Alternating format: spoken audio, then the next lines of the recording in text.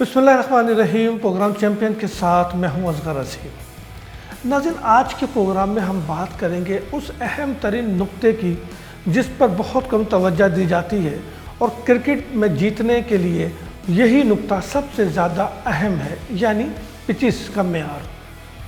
हमारे यहाँ गुज़िश्ता 5-6 सालों में बहुत ज़्यादा इस बात पर बात हुई कि पाकिस्तान में डोमेस्टिक सतह पर जो पिचेस बनाई जा रही है उसका मेयार अच्छा नहीं होता।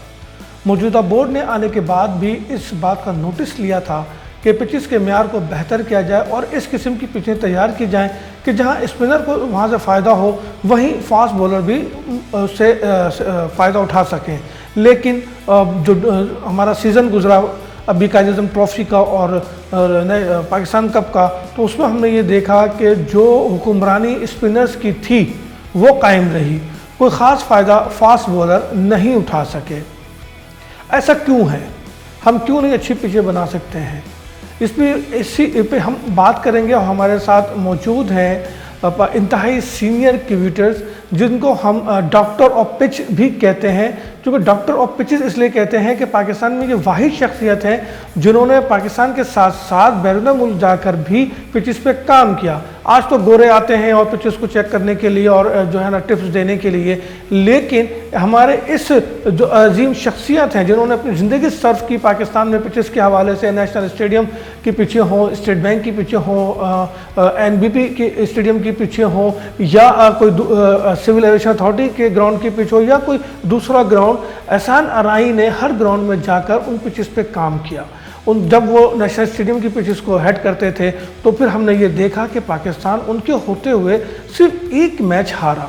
तो ये बड़ा एक सवालिया निशान है और हैरत अंगेज़ तौर पर जो है आज एहसान अराई जो है वो सिस्टम से बाहर है और उनके बेटे जो है ज़ैब अराई वो उनके साथ मुंसलिक है और स्टेट बैंक के ग्राउंड में वो निजी तौर पर खिदमत अंजाम दे रहे हैं। हमारे साथ मौजूद हैं डॉक्टर ऑफ पिचेस एहसान अराई। अस्सलाम वालेकुम एहसान भाई।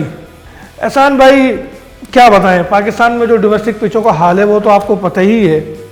आखिर ये क्या मामला क्या है, क्यों जो है इस तरह से मामला जो है पिचेस पे तवज्जो नहीं दी जाती?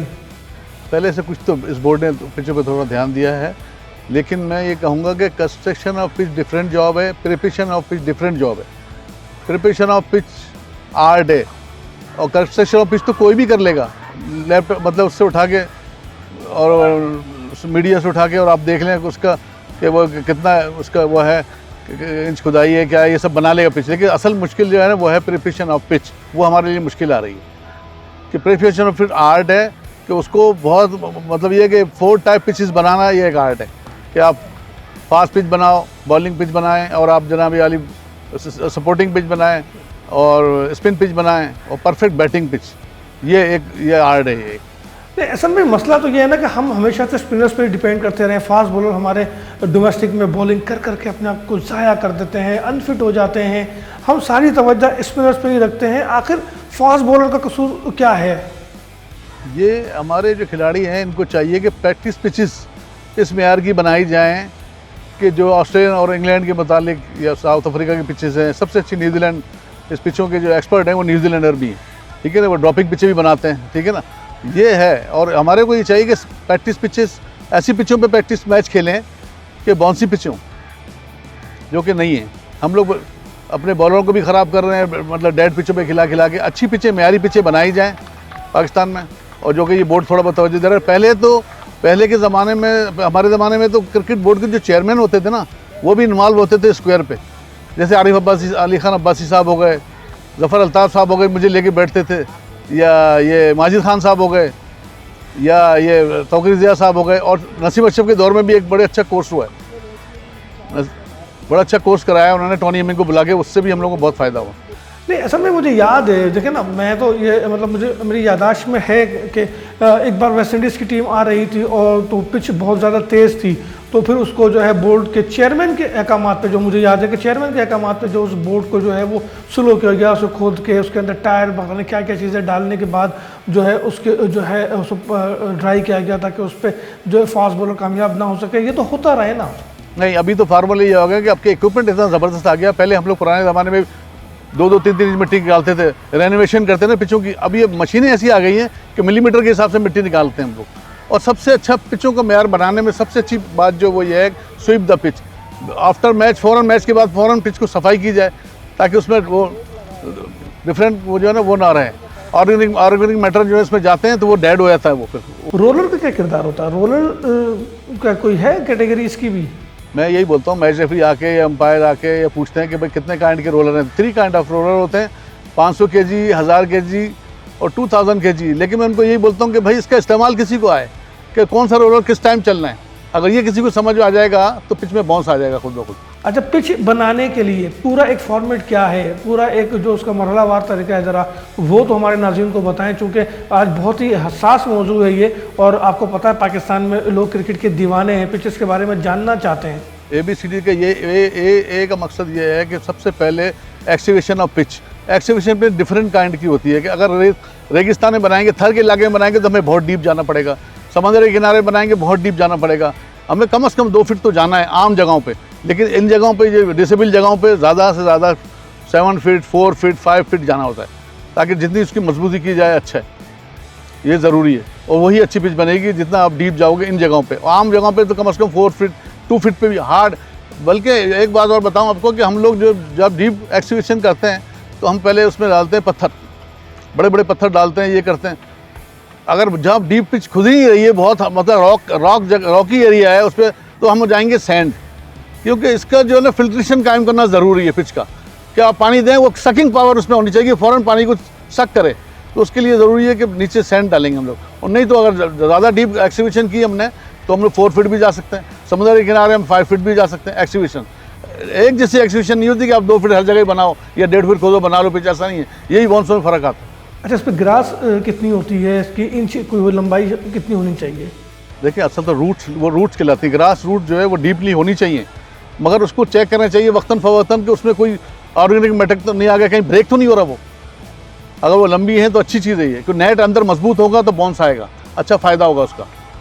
और एक जगह ये भी है कि आप ग्रासी पिच शक्ल से देख रहे हो, उसको कितना रोल हुआ है वो मैटर करता है कि वो हार्ड। मैं तो उसको लाइक करता हूँ कि पिच पे ज़मीन दिखनी चाहिए, इतना कट हो पिच, फुल ग्रासी पिच है उसको थोड़ा कट होना चाहिए, ताकि बॉल की मुलाकात जो है ना उससे हो, ज़मीन से हो, वो निकलेगा बॉल। पिच को रीड करना कोई बहुत मुश्किल काम है? सबसे अच्छा जो पिच को रीड, मेरे हिसाब से मैं जो पिच को रीड करता हूँ, सबसे अच्छा ग्रासी पिच को आसान है।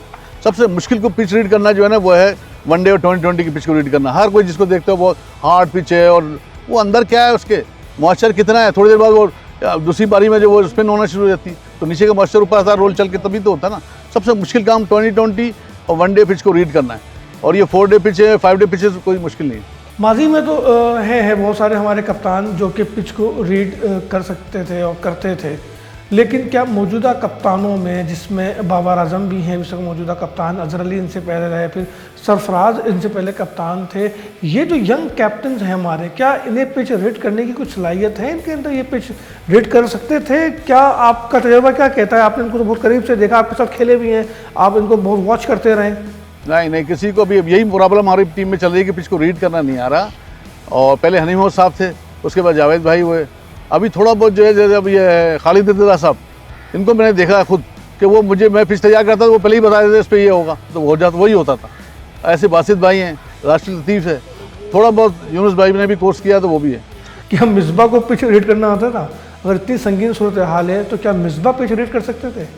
मैं तो ये बोलता हूँ कि इनको सबको जो है ना पिच रीडिंग करना मजाक बात नहीं है। पिच रीड को ये है कि अगर मामूली क्रैक्स हैं तो समझ लो मॉइस्चर है, बड़े क्रैक्स हैं, बिग क्रैक्स हैं तो समझ लो कि वो नहीं है, मॉइस्चर नहीं है। और अगर हॉरिजॉन्टल क्रैक्स हैं तो बहुत ही आला पिच है वो, जो कि बहुत मुश्किल से बनती है हॉरिजॉन्टल।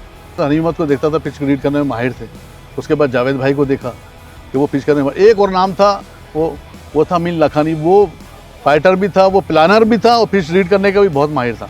अभी एक है खालिद रज़ा, वो मैं भी बनाता हूँ, वही बताते हैं जो पिच पे होता है। अच्छा एहसान साहब, ये बता दीजिए कि अगर किसी नौजवान को पिच एक्टिवेटर बनना है तो उसके लिए कोई इंस्टीट्यूट वगैरह यहाँ है? चूँकि मेरे इल्म में तो नहीं है कि ऐसा कोई इंस्टीट्यूट है। हम माजी में बोर्ड के सरबराह कोर्स ज़रूर कराते थे, और सिंध गवर्नमेंट ने भी बेनज़ीर प्रोग्राम के तहत आई थिंक कोर्स कराए थे, लेकिन कोई बाकायदा इंस्टीट्यूट है नहीं है तो होना चाहिए, और अगर कोर्स कराया जाए तो उसका ड्यूरेशन कम से कम कितना होना चाहिए? कम से कम 3 मंथ। 3 मंथ में यह है कि प्रैक्टिकल भी आ जाएगा और थ्योरी भी आ जाएगी। प्रैक्टिकल ज़रूरी है, थ्योरी तो मतलब इंग्लिश बोलने से पीछे नहीं बनती है, पाकिस्तान में इंग्लिश बोलने से पीछे बन रही हो। एहसान भाई, किन लोगों के साथ आपने काम किया अब जो मतलब गैर मुल्की हैं, क्योंकि अब तो हमारे यहाँ ही गैर मुल्की आते हैं, पिचेस को देखते हैं, एडवाइस देते हैं, मशवरे देते हैं और फिर चले जाते हैं, लेकिन पिच के जो हालात हैं वो तो नहीं बदल रहे। जो हमारा एक सेटअप बन गया है 5-6 सालों में, पिच तो उसी किस्म की बन रही है ना।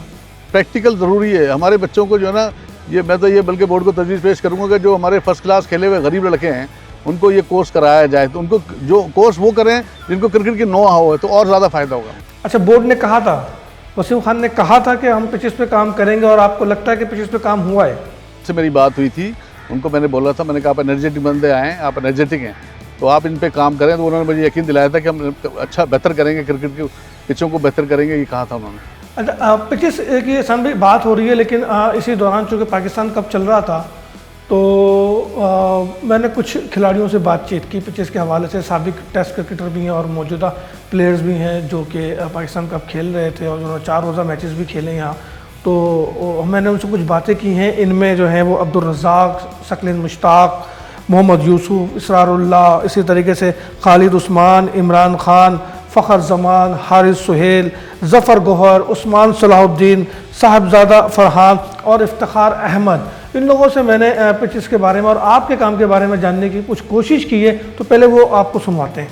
बहुत ही प्रोफेशनल हैं एहसान साहब और ज़ैब, और क्वालिफाइड भी हैं और इनको बड़ा एक्सपीरियंस भी है, और हमारी नेक तमन्नाएं दुआएं इनके साथ है, अल्लाह ताला इनको बहुत ज़्यादा इज़्ज़तें दे, तरक्कियाँ दे और लंबी उम्र दे।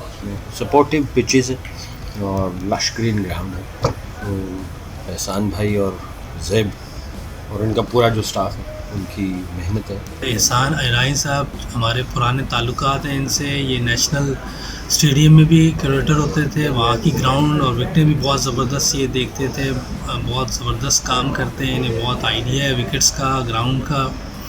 और अब तो इनके बेटे भी आ गए हैं, ज़ैब अराइन, वो भी माशाल्लाह उनको भी विकेट्स का, ग्राउंड का काफ़ी नॉलेज है, और अल्लाह करे ऐसे लोग हमारे हर ग्राउंड में आए। एहसान अराइन साहब और ज़ैब अराइन साहब का बहुत बहुत शुक्रिया, इन्होंने बहुत ही ज़बरदस्त पिचेस बनाई और बहुत इंजॉय किया। 4 डे की पिच हो या 1 डे की पिच हो, अगर कंटिन्यू मैच हो रहे हैं, इन्होंने बहुत मेहनत की और बहुत ही ज़बरदस्त पिचेस खेली हैं, और ये बिल्कुल इंटरनेशनल स्टैंडर्ड की पिचेस थी। इसमें अच्छे रिजल्ट भी आए और टीमों ने परफॉर्म भी किया। बहुत मज़ा आया स्टेट बैंक पे, और ज़ैब अराइन और एहसान अराइन भाई, आप लोगों का एक्सपीरियंस ही बताता है कि स्टेट बैंक पे जिस तरीके से हम लोग क्रिकेट खेल रहे हैं और जिस तरीके से सपोर्ट मिलती है बॉलर्स को, बैट्समैन को, तो ऐसे ही आप लोग अपना अच्छा काम जारी रखिए। बहुत अच्छी व्यू है, बहुत ज़बरदस्त विकेट है। ज़ैब अराइन और दूसरा अराइन साहब, तो आप लोगों को मेरे बेस्ट विशेज़ है। हमारे जो क्यूरेटर है ज़ैब अराइन और एहसान अराइन साहब, उसको ये क्रेडिट जाता है कि इसे ज़बरदस्त विकेट बना रहा है। बाकी जो पिचेज़ है उसी तरह नहीं है, तो मेरे तरफ से गुड विशेज़ है। यहाँ का जो पिच है और यहाँ के जो लोग हैं वो बड़े लविंग केयरिंग हैं, और मैं आपको कहूँगा यहाँ पे आएँ और जितने भी प्लेयर्स हैं वो यहाँ पे आके अपना पुट इन करें। स्टेट बैंक पे जितने भी मैचेस हुए हैं इस साल, तो ज़बरदस्त विकेटें बनी हैं जिसमें 300+ स्कोर हो रहा है, और ग्राउंड फैसिलिटीज़ बहुत अच्छी है, जो क्रेडिट जाता है ज़ैब अराइन साहब और एहसान अराइन साहब को। पिचेस का बोलूँगा कि एहसान अराइन साहब को जो क्रेडिट जाता है यहाँ पे, जिस तरह उन्होंने यहाँ पे पिचेस तैयार की, स्पेशली 4 डेज़ में, बहुत ज़बरदस्त इन्होंने यहाँ पे मेहनत की। ज़ैब अराइन और अपना उनके वालिद साहब, उनकी बहुत मेहनत है इस ग्राउंड को मेंटेन रखने में, और हम जब भी आए उन्होंने बड़ा वेल लुक आफ्टर किया है। ज़्यादा से ज़्यादा मैचेस स्टेट बैंक में थे, तो ये एक ग्राउंडमैन के लिए काफ़ी मुश्किल होता है कि विकेट को कंटिन्यू रखे, अच्छा रखे। सो मेरी तरफ से बेस्ट विशेज़ है ज़ैब अराइन को, एहसान अराइन को, जिसने इस तरह विकेट बनाई और काफ़ी इंटरेस्टिंग मैचेस हुए इसमें। मेरी तरफ से एहसान अराइन और ज़ैब अराइन को बेस्ट विशेज़ है, क्योंकि जिस तरह विकेटें इन लोगों ने स्टेट बैंक क्रिकेट ग्राउंड पे बनाए, तो मेरे ख्याल में ये इंटरनेशनल मयार की विकेटें हैं। अच्छा, ये आपने देखें कितने फ़राख दिली से ये सब के सब आपकी तारीफ़ कर रहे हैं, लेकिन जिन्हें आप पे तवज्जो देना चाहिए उनकी तो आप पर तवज्जो नहीं है। आपकी खिदमत की पाकिस्तान को ज़रूरत है, ये हम समझते हैं।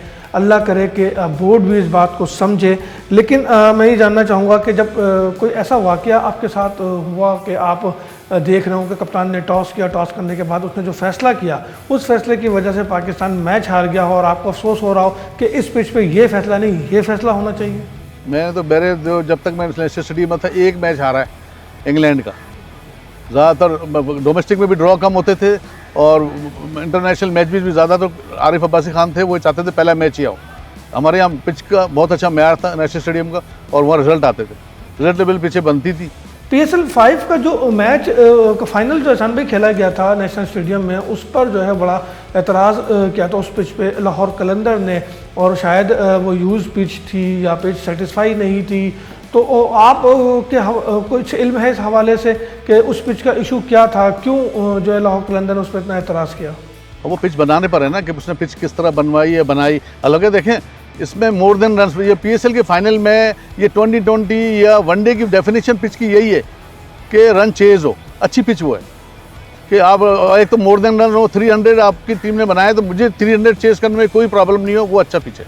एहसान भाई देखें, मेरा ख्याल है हम अभी भी नंदीपुर से ही मिट्टी मंगवा रहे हैं, और आपने कीनिया, नेपाल भी गए, आपने वेस्ट इंडीज़ और श्रीलंका की मिट्टी भी देखी है, वहाँ भी आपने नेपाल और कीनिया में भी काम किया है। तो ये फ़र्क क्या है इस नंदीपुर की मिट्टी का, हमारी जो अपनी मिट्टी है और जो कि बाहर से आती है, तो इसमें कोई फ़र्क है क्या? इसमें कोई क्वालिटी में फ़र्क है, मेयार में फ़र्क है, क्या है क्या?